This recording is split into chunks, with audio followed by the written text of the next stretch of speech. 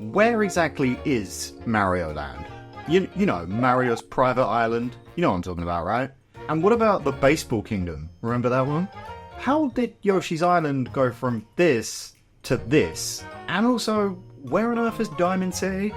The world of Nintendo's flagship Italian plumber is a complicated one that, over 40 years of nonsensical adventures, have left basically impossible to map out. So I thought I'd attempt to do just that. And I did so using the style of the world maps from Super Mario World, because I love that game's world maps, they're super cute. Between paper doppelgangers, surprisingly lore-heavy RPGs, and sports equipment inhabited by ancient godlike spirits, there's actually quite a lot to unpack here, and it's not as difficult to make sense of as you might expect. That being said, this was still of course a massive undertaking that required not just a lot of research, but a lot of theorizing as well. So much of Mario's world is left vague, and that meant that I inevitably had to fill in some blanks and make some educated assumptions based on the details that we do have. So that means that this is a big old opinion alert warning. None of this is canon, it's my interpretation of a world where Italian plumbers fight dinosaur dragons. Please feel free to drop your own interpretations down below, I highly encourage it. And with that said, we need to establish a few ground rules for this video, because Lord knows the Mario world doesn't have any itself. I will determine a spin-off's canonicity using a pretty simple rule. Does it conflict with the established canon? For example, Mario sports titles generally don't. Nobody dies and everything that happens has some rhyme or reason to it, so I'd say they count. Mario Party sees characters repeatedly killing each other in nonsensical minigames. These don't count. Mario Kart technically does count, but except for very specific tracks, it's impossible to nail down exact locations because they're just so vague, so I won't be mapping out specific courses here. I think we could just assume that Mario Kart is a worldwide Grand Prix event that takes place. I'm using the games as my main source of information here. I might use evidence from extra sources as supporting evidence, but never as the primary source of something's canonicity. Miyamoto has clarified some things about the Mario franchise over the years, and while some of it's helpful, some of it makes absolutely no sense. So the rule I'm imposing here is that Miyamoto's world is gospel, unless something from the games directly contradicts it. Finally, I won't be going into timelines and order of events, unless I think it's relevant to understanding a portion of the map. In the grand scheme of things, I don't think the timeline is super relevant when mapping out the geography here. This map is of Mario's planet as we know it in its current day. Okay, now without further ado, we shall begin our journey at...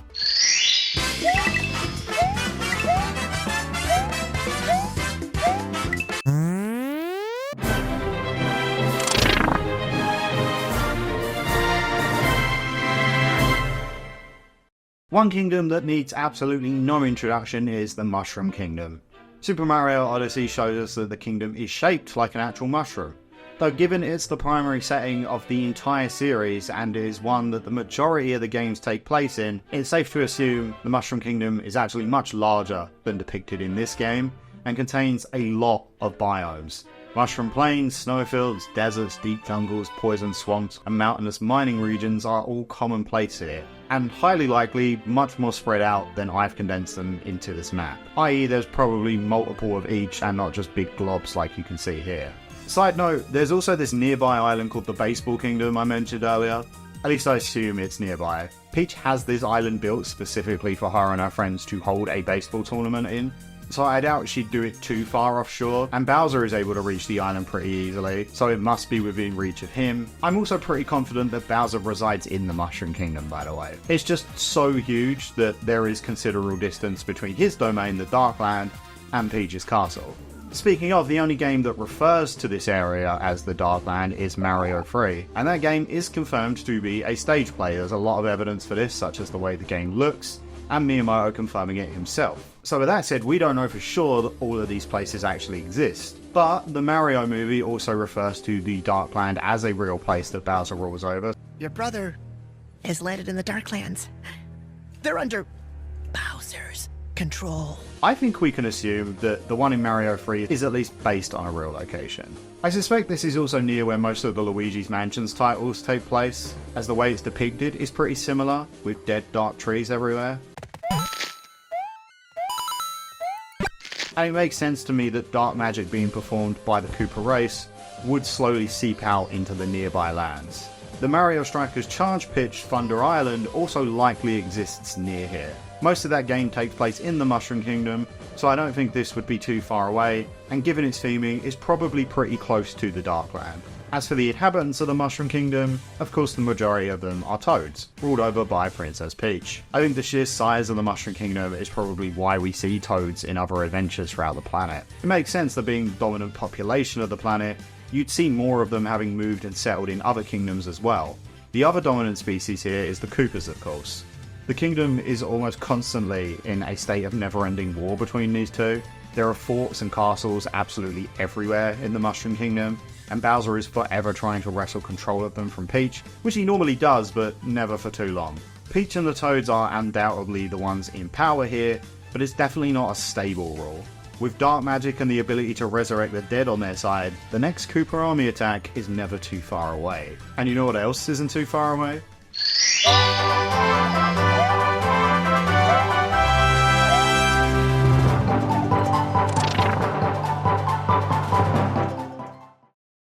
The BeanBean Kingdom. The BeanBean Kingdom borders the Mushroom Kingdom on its northeastern side. It's a much smaller kingdom, only containing a handful of biomes. There's a desert canyon area to the north, and a jungle in the south with some grassland in the middle. Though much of this has been pedestrianised and turned into a castle town by the Beanish, the dominant species here. The kingdom is ruled over by Queen Bean and her son Prince Peasley. The Beanish seem to be much more traditional and valiant people than the Toads. They have a number of blockades set up throughout their small kingdom, and the BeanBean troops are all fully armoured and armed. Hell, there's even border control here. Getting it in requires a trip through the Stardust Fields, and a game of jump rope with the Border Bros. Better than a toll booth, I guess. There are other inhabitants here, such as the Hooligan, the Caraco, the Lagoon Dwellers, and Winkles. The kingdom was once inhabited by the ancient soybean civilization, who had the ability to fly, dig underground, and run really fast. One Beanish, known as Bubbles, spent 1,000 years pleasing the Chocola Reserve, meaning that the Beanish obviously lived for quite a long time. It's possible this long lifespan is the reason that they are so reserved and traditional in their ways. But the BeanBean Kingdom isn't the only place with a lot of ancient history.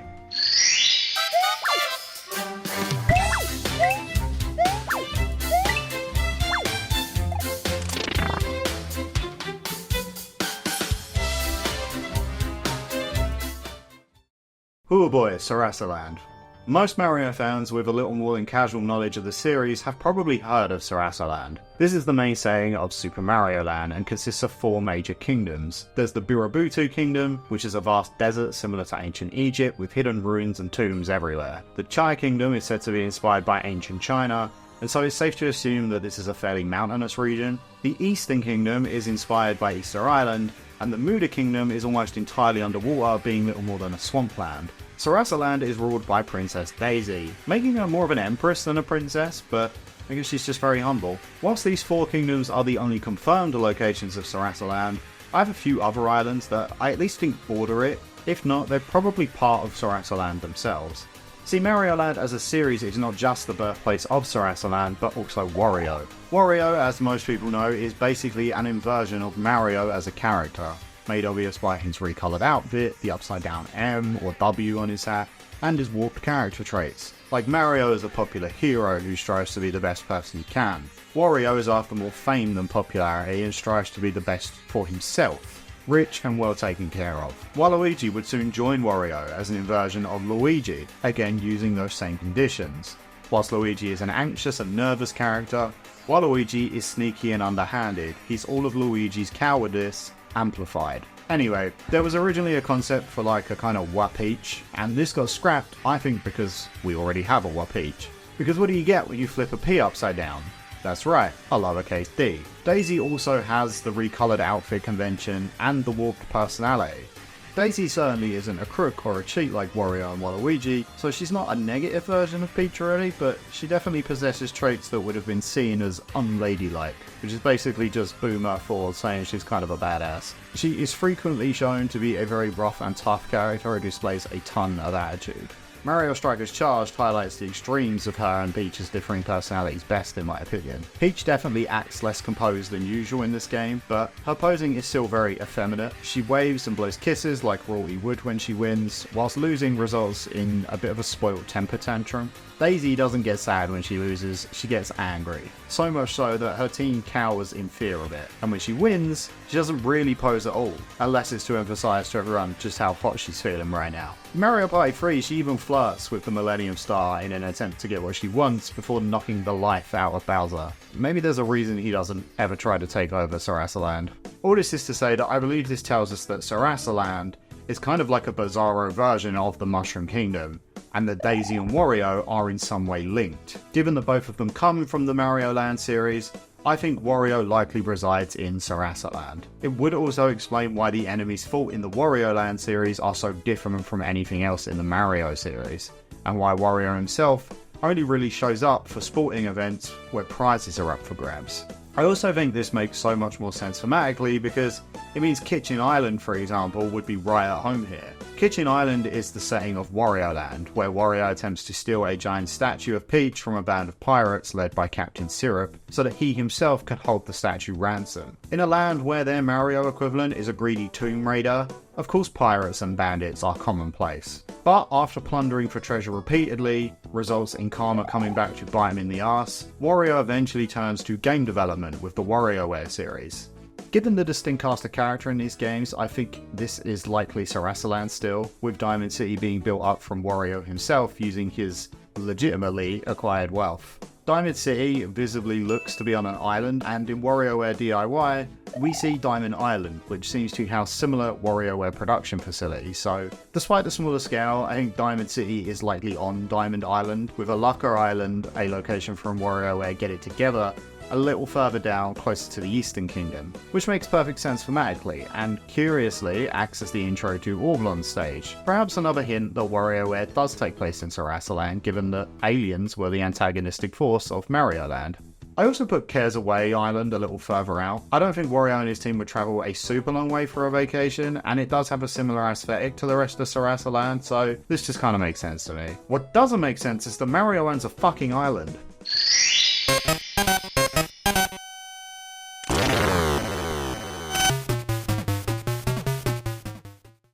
The plot of Super Mario Land 2 sees Wario hijacking Mario's private island, Mario Land. He does this whilst Mario is in Sarasaland saving Daisy in the first game. Again, I think this also just adds to the fact that it makes sense for Wario to be from Sarasaland. He'd know that Mario was in town and take that opportunity to strike. We also have to assume that Mario Land is pretty close to Sarasaland if Wario had time to hijack it and redecorate whilst Mario was off on his adventure there. But it's also got to be pretty close to the Mushroom Kingdom since it's presumably Peach who awards Mario this island for his heroics, and it'd be a real dick move to give him an island that's half a world away. I think my placement here makes the most sense. Sarasaland is likely to the east, given its biomes and settings, and the fact there's a whole kingdom called the Eastern Kingdom.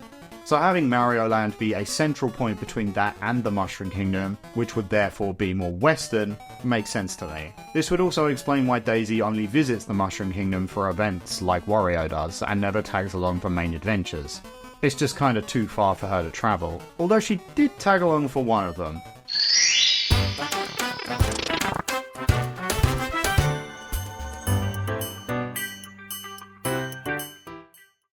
The Flower Kingdom is the main setting of Super Mario Wonder, the latest game in the series. The Flower Kingdom borders the Mushroom Kingdom pretty closely. We can see mushrooms from a World 1 type area in the background of Wonder's first stage. The Flower Kingdom is ruled by Prince Florian and is inhabited by the Poplins, toad-like creatures that, again, just reinforce how closely linked these two kingdoms must be. As I alluded to, Daisy actually tags along this time, and I think, again, this reinforces the idea that Sarasaland is to the east, because based on the Mushroom Kingdom's position in this first stage in relation to the Flower Kingdom's map, the Flower Kingdom would be to the southeast of the Mushroom border, and therefore mean that this is perhaps less of a trip for Daisy to make. Other than being home to the powerful Wonder Flowers, we don't know much about the Flower Kingdom. Mario Wonder is, like I said, the latest entry in the series, so maybe we'll learn more about this later. Now, if only there was a less dangerous holiday destination we could visit.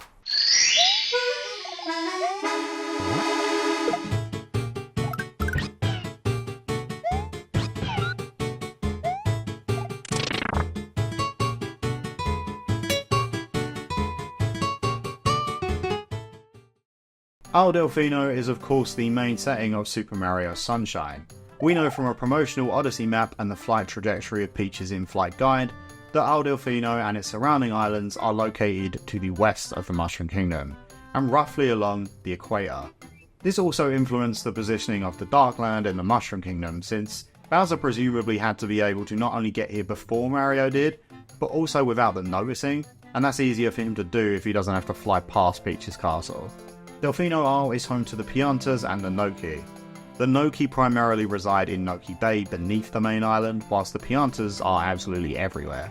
The fact that they also appear in several other locations across the planet whilst the Noki don't, might indicate that the Piantas somewhat colonised the island honestly, which is kind of wild to think about. They're generally quite judgmental people and are quick to paint Mario as guilty, throwing him in jail when the game begins, whilst the Noki are timid and more trusting in nature, being much nicer to Mario and seem to be kind of aware that he's not the imposter that's running around. The Piantas also clearly have established trade routes and entertainment facilities on the island, meaning that they might have basically commandeered the place and turned it into a tourist attraction.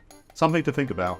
Interestingly, this is the first mainline Mario game to feature a playable Yoshi mount since his first appearance in Mario World, and that's exactly where we're going next.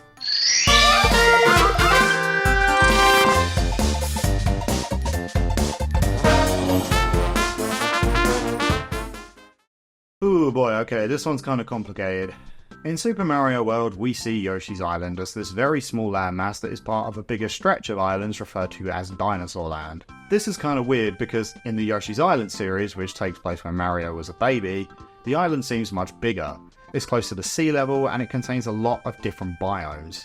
Now this is pretty speculative, but my theory is that due to natural erosion, several attacks from Bowser over the years, and I assume a lot of heavy earth-shattering movement from the sort of creatures you expect to find from somewhere called Dinosaur Land, that Yoshi's Island from the past slowly broke apart, and only that original piece of land retained the title, whilst the other parts that broke off got new names, collectively becoming Dinosaur Land. Like I said, I don't have much evidence to support this admittedly, other than the shapes kind of matching here. I think this is just a pretty reasonable explanation for the size differences in my opinion. Egg Island from Yoshi's New Island is a totally new one that floats above the ocean. Again, this could have fallen and become part of what we now call Dinosaur Land, but either way, it's up in the sky so it doesn't belong on this map.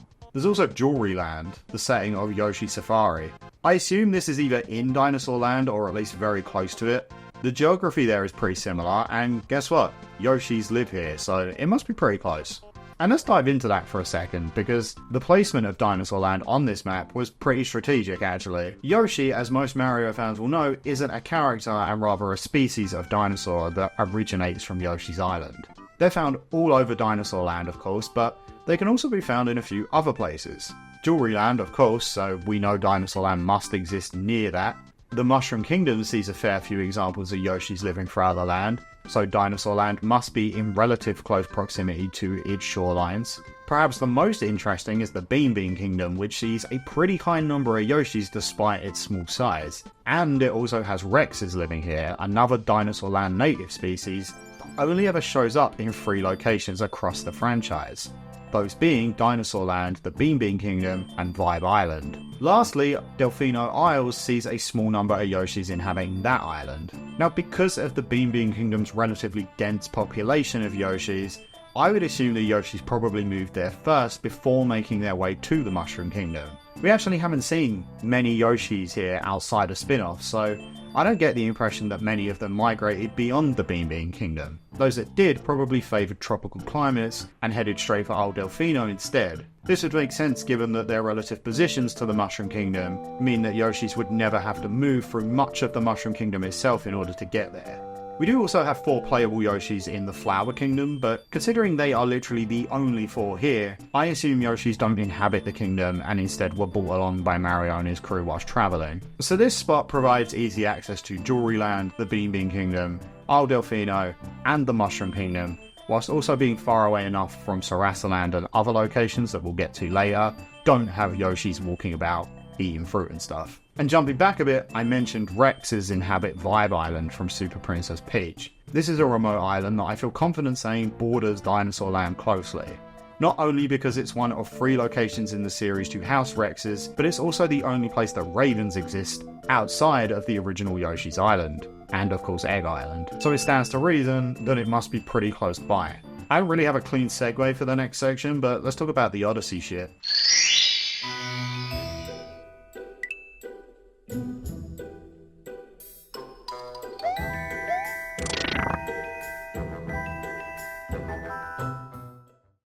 This is simultaneously one of the most spelled out and most frustrating sections to map, because Odyssey does have a map and planet-wide view of the globe which pinpoints exactly where each of the game's kingdoms are. It just kind of completely hides everything else. We can definitely assume that Odyssey's globe is not a full and accurate map of Mario's planet. The Mushroom Kingdom cannot possibly be this small given how many games take place in it, with so many different biomes that just aren't shown here. But we can actually pretty feasibly work around these kingdoms and put them into our map here. We know all of Odyssey's kingdoms are located to the east of the Mushroom Kingdom since the Cap Kingdom is next to it, and we progress round the globe to the right in the game.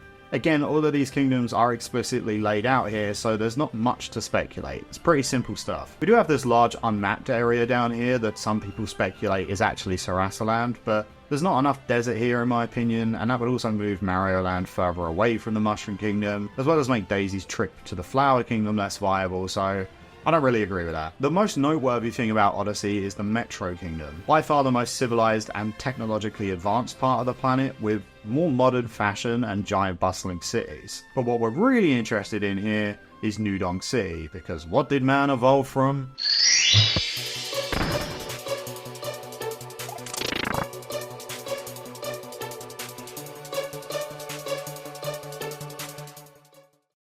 The Metro Kingdom is pretty cemented as the location where Mario first fought Donkey Kong in my opinion. There's the festival celebrating Mario's victory, Pauline being the mayor there, the trademark red scaffolding everywhere, and just the fact it's called New Donk City. This is also likely where Mario and Luigi came from, or at least lived for a while during their adult years, considering most of their early adventures and jobs take place in urban environments resembling a busy city. My assumption is that it's while clearing out Koopas from the sewers in Mario Bros.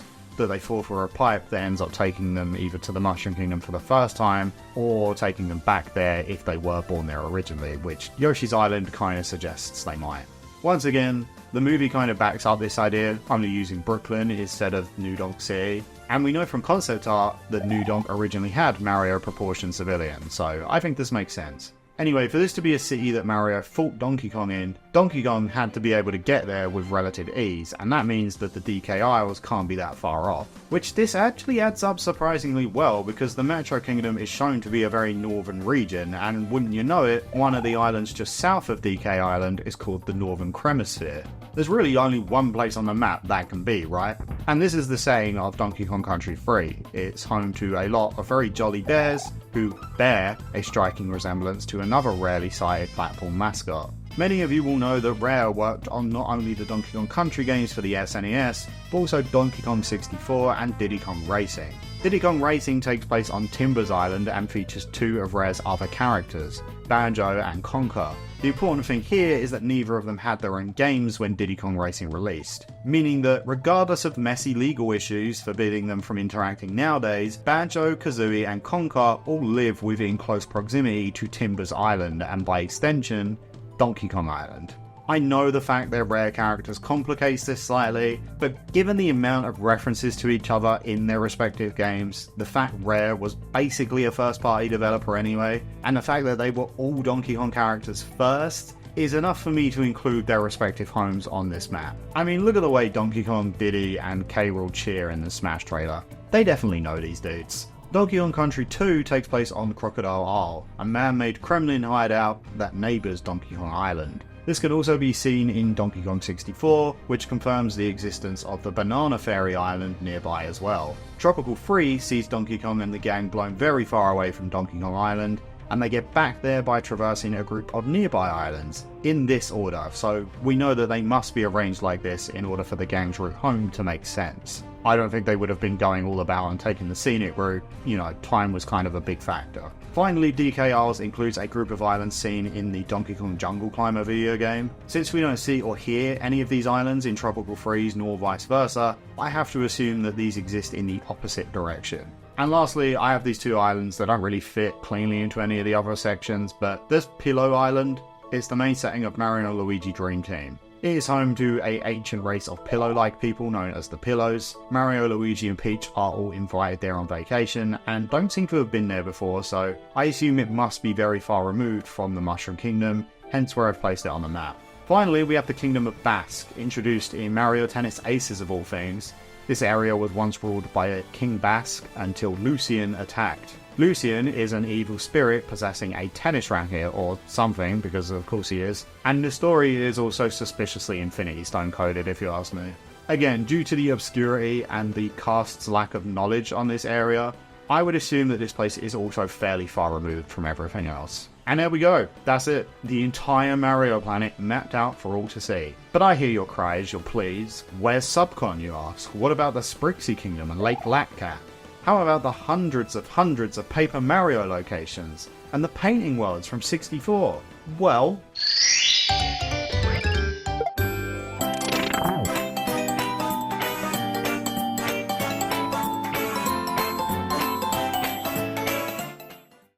Let's start with the most isolated of the bunch. Paper Mario is not the real Mario. I don't care what Miyamoto says about all the Marios being the same. So there are multiple links, but is it always the same Mario? 一緒です。ミッキーと一緒。 We're going back to this rule. Paper Jam is an entry in the Mario and Luigi series where Paper Mario meets regular Mario. It directly contradicts this.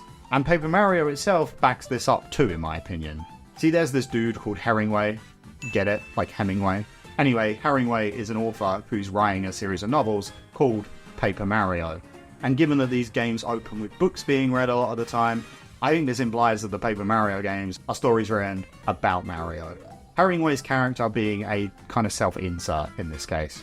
The series is literally referred to as Mario's story in Japan, and we see the characters emerge from a book in Paper Jam.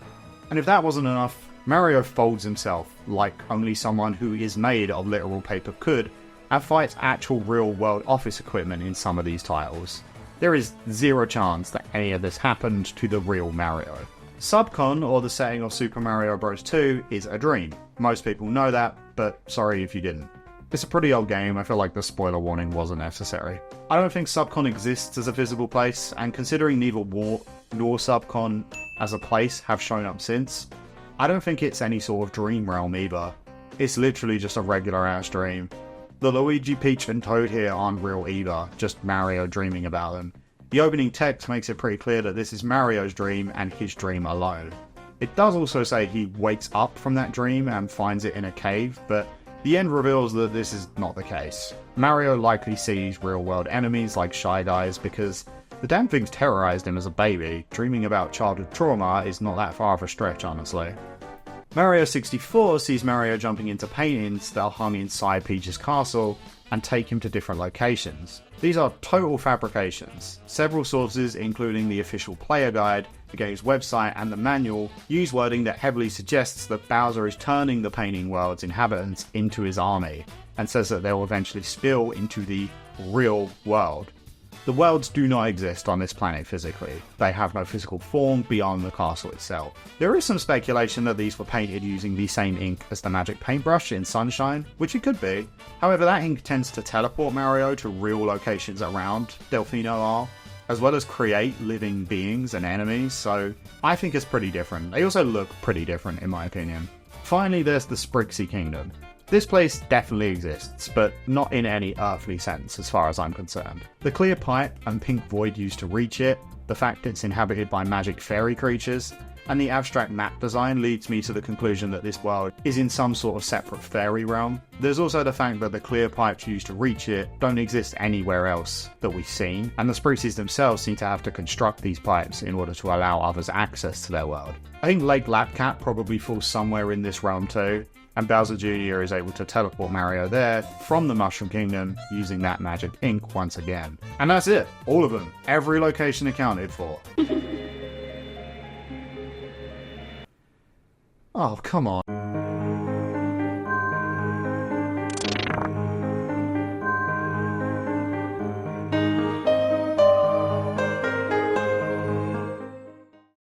Okay, this is going to be a pretty quick section because no, I'm not mapping out the entire universe.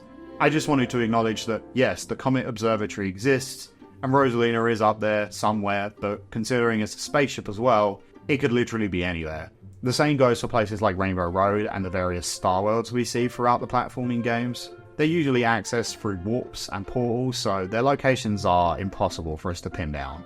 The one thing, however, we can get a good idea of is this planet's moon. We explore the moon pretty thoroughly in Odyssey, and it's not super interesting, honestly. It's a pretty barren moon with craters on, as you'd expect. It's home to a chapel that I assume Bowser built, but again, that's kind of hard to say. The core is pretty wild though. The moon is full of these cube-like ore veins that the art of Super Mario Odyssey reveals to be the raw source of the game's power moons. When Mario and Bowser seemingly destroy or maybe activate the moon's core, various moon rocks throughout the Odyssey kingdoms seem to activate, allowing Mario to collect more power moons. The moon is also home to a race of rabbit creatures. The main group in Odyssey call themselves the Broodals, but that's not their species name as far as I can tell. Specifically, Rabbit Ridge on the dark side of the moon is where they're from.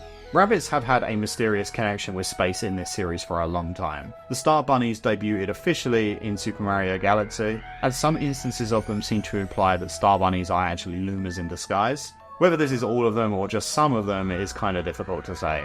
But even before then, we see bunnies being mysterious entities in Super Mario 64 DS. There's these glowing white ones that will give you a key that opens a mysterious door, and even in the original 64, Mips has always had a kind of out-of-place vibe to him. What's he doing down in the basement? Why does he only show up a couple of times? And why does he have 2 power stars on him? And if you want to go way back, Super Mario Land 2 introduces Bunny Mario, which is a form Mario gets when he grabs a carrot power-up. And again, this is another game where the moon appears as an explorable location. Interestingly, Bunny Mario is never seen again after this. So yeah, rabbits definitely come from various moons, or just this one moon in the Mario universe. This is likely inspired by the mythical moon rabbit, a mythical figure in East Asian and indigenous American folklore, based on interpretations that identify the dark markings on the near side of the moon as looking like a rabbit. And with that, we've covered just about every single location in the world.